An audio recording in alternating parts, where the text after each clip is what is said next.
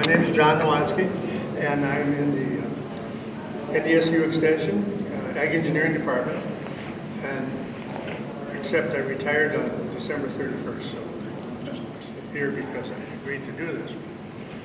And I'm going to talk about a new technology that's being developed. It's experimental, but it's being developed, and it is trustworthy.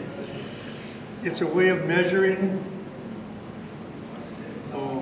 assets or ambient temperature, soil temperature, moisture, rainfall, and then sending it back to the internet so you can observe it. Now this is free to use, except you have to buy the equipment, and I'll talk about that. But I've got these publications here. Help yourself to them. If you want to take one with you even while I'm speaking and then leave it here, you're welcome to either way. But it's called LoRaWan technology.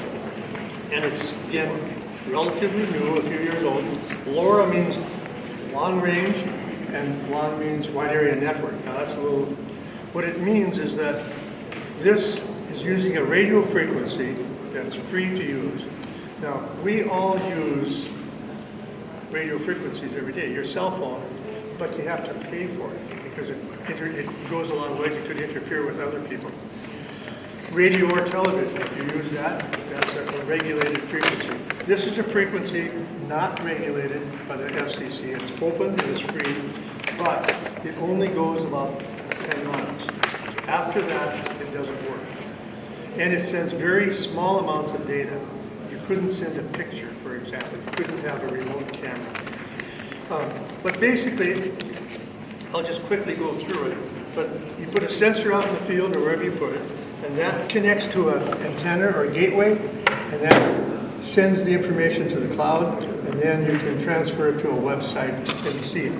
So I'll use some examples here. Starting with this, and again I'll talk a little bit about prices.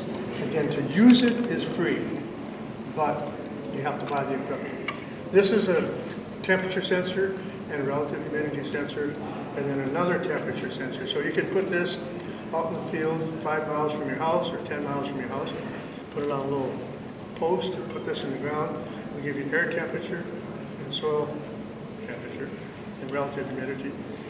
And it has batteries in it, but they're not replaceable. But they'll last for about 5 years. We've been using it for 2 years.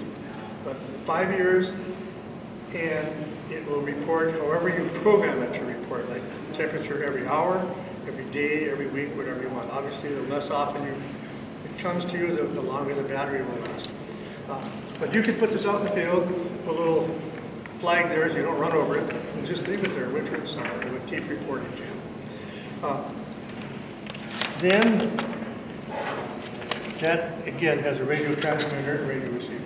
Closest gateway have to be to it. 10 miles. 10 miles. Or closer, 10 miles. No more than 10 miles. Yeah. And it is dependent on terrain, and it's dependent on, like, trees. We found, I have them set up out in Castleton and out at Streeter, that leaves on a tree don't interfere with it unless the leaves are wet, and then it stops the frequency. And I don't know enough about to know why. The thing about the gateway, you need electricity and you need the internet. So that limits it. You have to be at home or at your farmstead. You have those things at your farmstead. But that would be paid about $600 for this, and these are cheaper. This is about $100. That's about $300. But we found this to be very durable and very useful.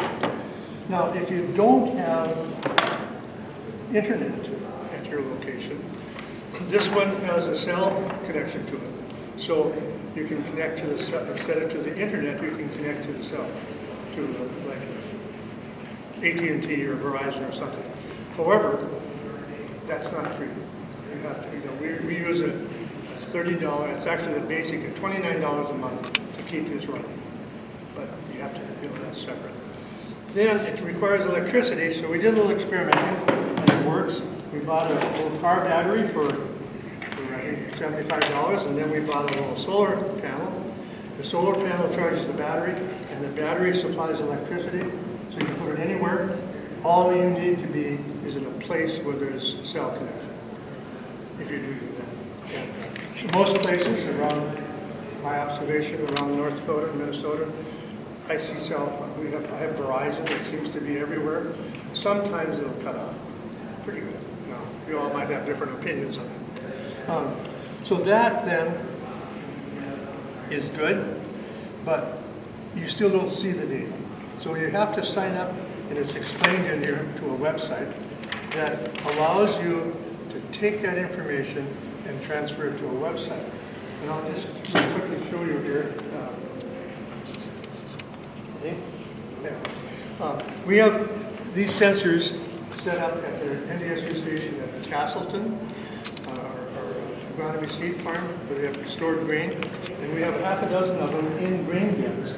And you can see here, I'm sure you're too far out, but the grain temperature is 19 degrees on one, 14 on one, 17 on one, and 10 on two. That's the grain temperature. And then the air temperature is minus 0, 1, 1, that was a -9, not sure why. But, so it's sending that, and that'll update every hour. So, now it doesn't have to be every hour, but it's kind of an experiment. It certainly could be every day. But the idea is that if that 17 degrees all of a sudden goes to 50 degrees, it must be spoiling, right? Or if it went to 200 degrees, obviously it'd be a real concern. Now, since you were all farmers, agriculturalists, you quickly think, that's okay, but not okay.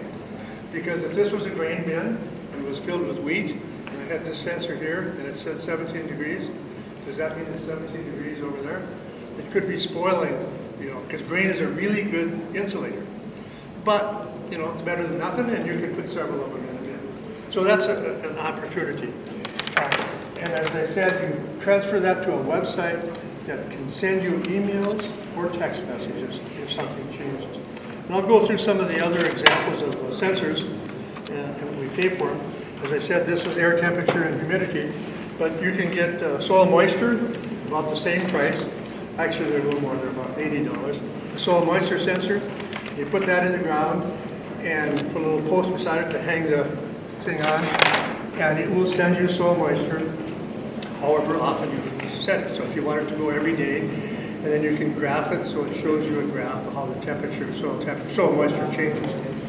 Other examples, you can get a weather station, but they're a lot more expensive. The one I looked at was $700, and it gives you rainfall, wind speed, wind direction, air temperature, soil moisture, CO2 emissions, a bunch of things. But again, put that up to 10 miles away. And what we're doing with those is we're just doing an experiment with the end-on stations in North Dakota. They're about every 30 miles or so. But we want to increase the network. So, if you get 3 inches of rain at this end-on station, that doesn't mean that your field that's 10 miles away got 3 inches of rain. So we'd want to connect these in and increase the network so that it's more densely information. Other examples, liquid level, you could, for about $75, buy a liquid level sensor. So you put that in your fuel tank, that's 5 miles away from your farm, and in the middle of the night it starts going down.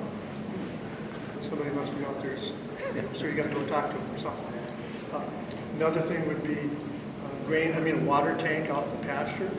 If the level of your water tank goes down and it's 90 degrees, the cattle need to drink a couple times a day, so you get a message that the tank is empty.